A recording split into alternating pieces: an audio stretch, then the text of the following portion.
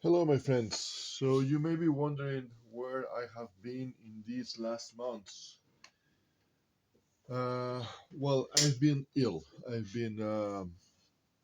broke my back back on last August, and I had my surgery in December. Uh, it was not fun. Believe me, it was not fun at all. So, my time at the workshop was very, very limited. Well, my life was very, very limited, and well, everything got delayed.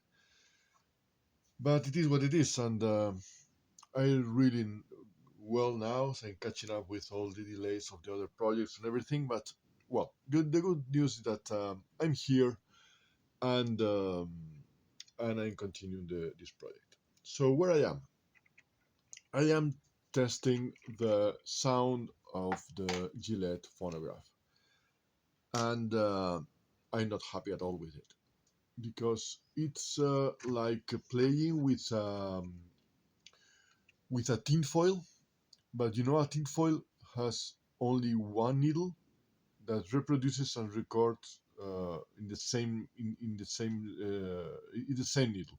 So you don't have to adjust it. You have only to be very very careful about the depth of the needle, and even with that situation, it's very very difficult to set it up correctly and to record and then hear what you have recorded. This is the same approach. You have a recording needle and a reproducing needle, but they're like a tin foil. So you have to set up everything exactly perfect to make it work.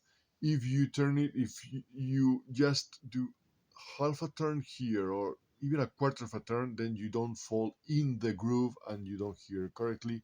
Or if you move this screw just a tiny fraction, then you are too deep and you make what I just make here instead of reproducing. You just make a deeper groove with a reproducer. So it's really very, very, very difficult to set it up.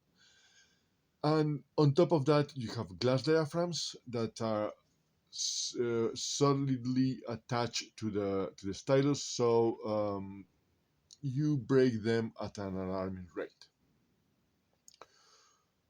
And every time you shave the cylinder, you have to start all over again. So it's not fun to play with this. And what I have discovered, going back to the sources, is that I'm not alone in this problem. And in the past, the builders have the same issues. Let's see what was written at the time. Well, one builder describes the noise or the music or the recordings of this phonograph like awful shrieks and scratchy noises. And another builder suggested to make a reproducer and a recorder like an Edison one. Okay, so you have a cantilever here, so and a weight here you see on the reproducer. So you the needle is floating, okay, and you have a lot of compliance between the height of it. Okay, um, I don't know if you remember an Edison reproducer, a Type C, for example. You have compliance vertically, and also you have you can pivot from side to side. So by the sapphire falls into the groove. Okay, there's another response for another question. The guy that suggested to modify the Gillette to a Edison cylinder, and also what he suggests doing for the reproducer and recorder is something similar. This is the cut of a reproducer, and you also have a weight, and then you have the stylus and everything. So different approaches of the same thing.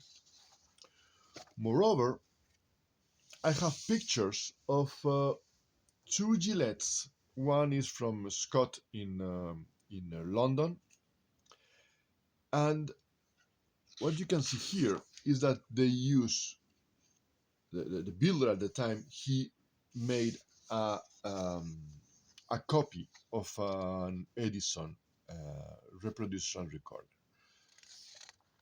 You see here, this is the pivoting needle, in this case a cutter, and it can pivot up and down, so you have a lot of compliance vertically. You don't have to adjust um, the stylus. That's so that compliance. He even gets rid of the screw of this height screw. Okay, and I have also contacted. Well, here you see also the reproducer and the recorder. The same principle. It's like Edison standard speaker, okay, or an automatic also. The automatics recorder were also like this. And I have also contacted Graham, that also have a Gillett inspired phonograph, and he is family, he's descendant of the original builder, and he said me, I will publish more pictures of it. But this is a Gillett. You can see clearly the architecture of a Gillett with the spectacle, and also you find here that he did uh, reproducers like the Edison ones. And like the Edison ones means that you have you have a weight here, a pivoting bar for the reproducer and for the recorder, and so you have the again the vertical compliance. So you can you don't need to adjust, even if he's retaining the adjusting screws here. You don't have to adjust greatly the height of the reproducers. So that's what I'm going to do. I'm going to modify these ones to have a weight and to have a swiveling reproducer and recording stylus. Okay, and once I do it, I will publish the first videos of the recordings, because I think it's the way to go. It's the way to go. And I cannot imagine somebody paying as much as they have to pay for this kind of machine and then not being able to use it. And another thing, just for closing this video, you also know from my previous videos the difficulties I had with the spring that swivels this and lock it in place. As you can see here, they also have the very same problem, and they use a very different approach. Here with a spring tab and just a cam, and here they used is a much more sophisticated solution. A spring inside the this body, and then two notches just to locate the head, and then two fine screws to find locating them. So that's all, my friends. That's all, my friends. I will do the modifications. I will post it. I will post them, and I will keep you updated on how I'm progressing with this fascinating machine. Okay, have a nice weekend. Cheers. Bye.